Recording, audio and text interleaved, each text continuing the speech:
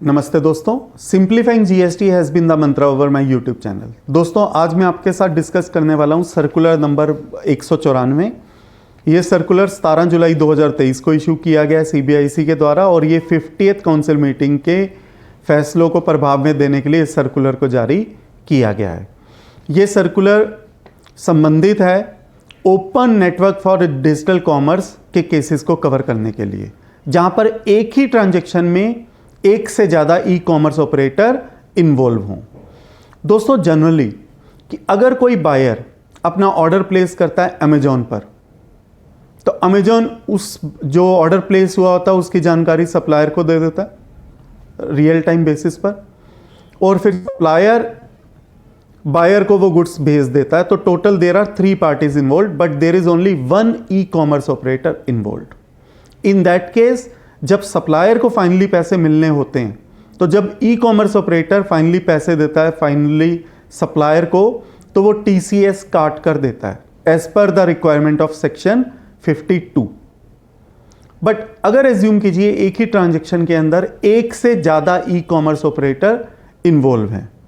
मैं आपको इसको एक एग्जांपल से समझाता हूं। यदि सपोज कीजिए एक बायर है, बायर ऑर्डर प्लेस कर रहा है अपने buyer interface e commerce operator पर, और buyer e commerce operator then ये ऑर्डर पास ऑन कर रहा है सप्लायर की साइड वाले ई कॉमर्स ऑपरेटर को, और फिर सप्लायर का ई कॉमर्स ऑपरेटर फाइनली जो रियल टाइम बेसिस पर उस ऑर्डर को आगे पहुंचा रहा है सप्लायर के पास। तो there are 4 parties involve and there are 2 e commerce operators involve. तो यहां पर प्रश्न ये उत्पन्न होता है कि इस केस में टीसीएस कौन काटेगा, क्योंकि जब बायर अपना ऑर्डर देगा बायर की साइड वाले ई कॉमर्स ऑपरेटर को, तो जो बायर जो है वो पेमेंट करेगा बायर वाले ई कॉमर्स ऑपरेटर को। बायर वाला ई कॉमर्स ऑपरेटर अपने चार्जेस काटकर बैलेंस दे देगा सप्लायर की साइड वाले ई कॉमर्स ऑपरेटर को, और फिर फाइनली सप्लायर की साइड वाला ई कॉमर्स ऑपरेटर फाइनली पेमेंट करेगा सप्लायर को। तो इस केस में जो टीसीएस काटने का जो जिसके ऊपर रिस्पॉन्सिबिलिटी रहेगी, जिसके ऊपर जिम्मा रहेगा, वो सप्लायर की साइड वाला ई कॉमर्स ऑपरेटर रहेगा, बायर की साइड वाला ई कॉमर्स ऑपरेटर नहीं रहेगा।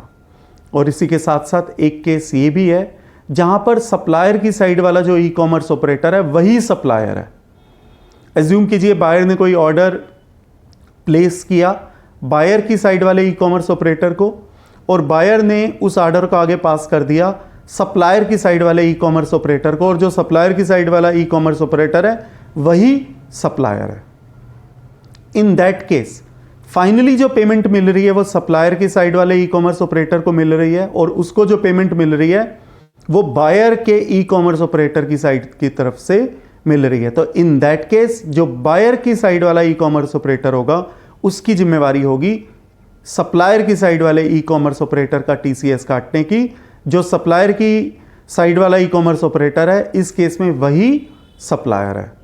अब ये बायर की साइड वाले ई कॉमर्स ऑपरेटर को कैसे पता चलेगा कि जो सप्लायर की साइड वाला ई कॉमर्स ऑपरेटर है यदि वही सप्लायर है, इसके बारे में बायर को कैसे पता चलेगा? तो वो पता चलेगा कि अगर जीएसटी सप्लायर का और सप्लायर की साइड वाले ई कॉमर्स ऑपरेटर का अगर दोनों का जीएसटी सेम है, दोनों का पैन नंबर सेम है, then he will get to know that he is working through the same supplier.